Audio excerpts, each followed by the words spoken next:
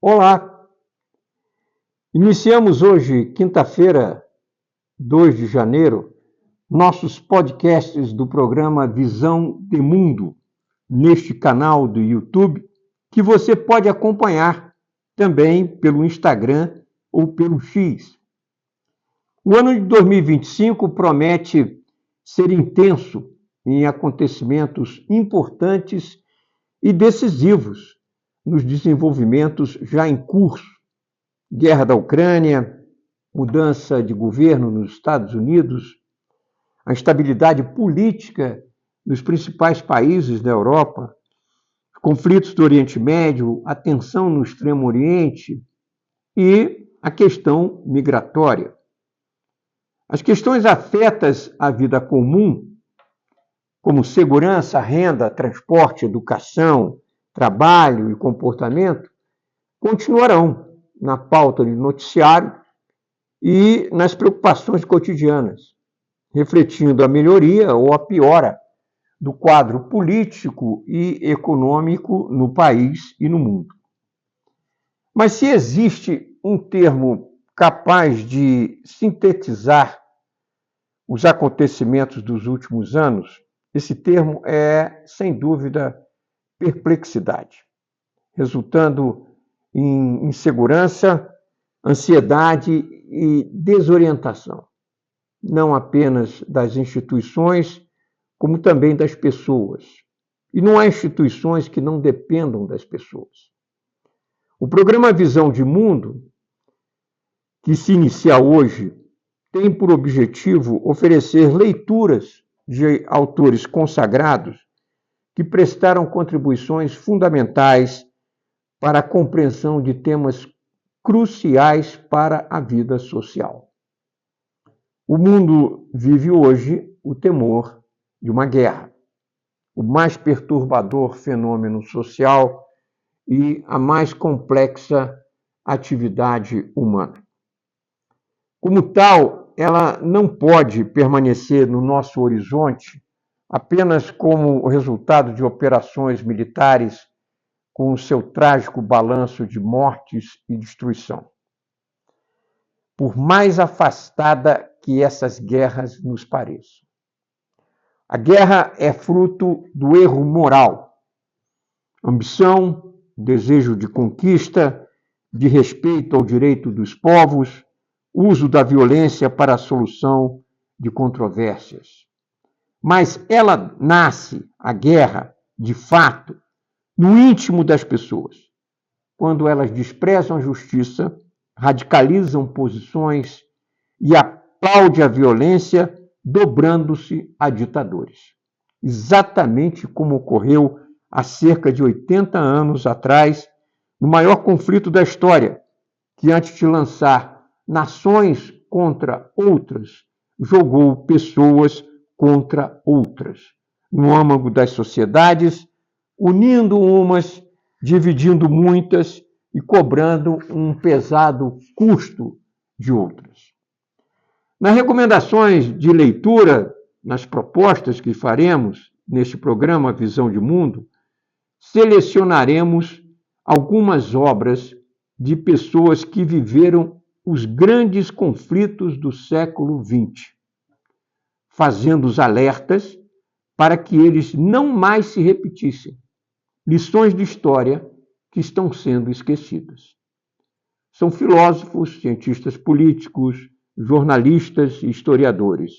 Enfim, pensadores, homens e mulheres que enfrentaram as grandes questões do seu tempo, não tão distante de nós e, por vezes, perigosamente próximo de nós.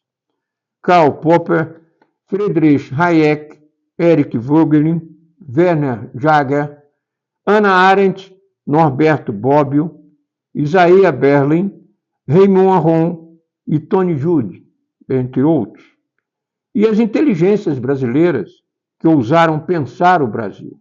Gilberto Freire, Mira Matos, Terezinha de Castro, Roberto Campos e José Guilherme Merkel.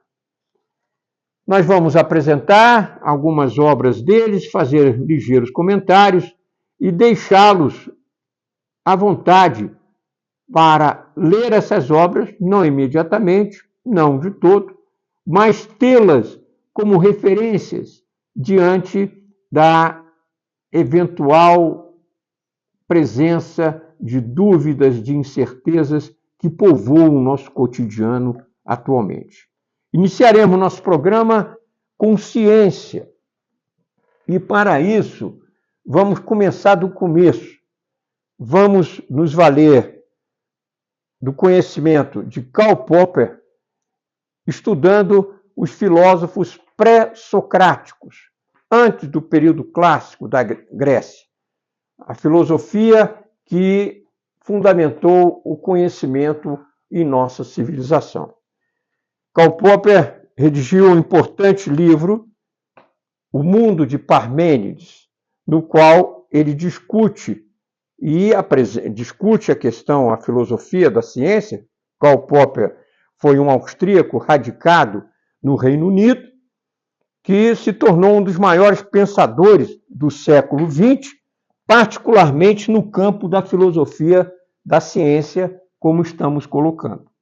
Nesse livro, O Mundo de Parmênides, Popper faz uma colocação ousada, que vale a pena nós nos debruçarmos sobre ela. Diz ele: a tradição de conjecturas ousadas e de livre crítica que nasceu neste mundo de Parmênides levou à atitude racional e científica da nossa civilização. A única civilização baseada na ciência. Essa colocação de Popper merece um comentário, uma explicação, na medida em que nós compreendamos isso aqui como não com uma questão de menosprezo às demais civilizações, que hoje, muitas delas, se não a quase totalidade, faz uso da ciência, aplica a ciência e depende da ciência para a sua existência. O que Popper coloca aqui é que a nossa civilização é a única que se construiu ao longo desses milhares de anos completamente dependente da ciência, baseada na ciência. E esse desenvolvimento dessa civilização nessas bases criou a tradição política também que sustenta as nossas instituições. É nesse sentido que deve ser tomada essa colocação de Popper. Mas, o mais importante é que, nesse livro, Popper, discutindo com especialistas famosos e pessoas que adentraram profundamente nesse tema, ele faz uma proposição ousada. Ele foge da dicotomia entre dedução e indução na produção de conhecimento e propõe que a verdadeira teoria do conhecimento, a verdadeira descrição de uma prática surgida na Jônia, onde Parmênides e os filósofos contemporâneos seus e os sucessores também trabalharam nesse campo, e que foi incorporada pela ciência moderna, é a teoria de que o conhecimento avança por meio de conjecturas e refutações. A apresentação de conjecturas, a formulação de conjecturas, de hipóteses, e a submissão dessas hipóteses à crítica, à refutação. É o título de um outro importante livro de Popper, Conjecturas e Refutações. A obra de Popper e essa ousada proposta dele é extremamente importante de ser lembrada nos dias atuais de certezas absolutas sobre os mais diferentes temas. Recentemente, clima, pandemia e assim por diante. Vivemos, de uma certa forma, como disse o psicanalista Luiz Zoja, na sua obra A Era da Arrogância, mas isso vai ficar para outra oportunidade, vivemos a era da arrogância. uma pretensão do ser humano conhecer verdades que estão além do seu alcance, abandonando essa proposta que Popper nos apresenta, e ao fazer isso, Popper chega até Einstein na adoção dessa filosofia de conhecimento. É, portanto, um conjunto de obras notável de Karl Popper, e iniciamos o nosso programa lembrando o seu nome e algumas das suas obras. Existem outras boas traduções publicadas por boas editoras brasileiras disponíveis no comércio, nas boas livrarias.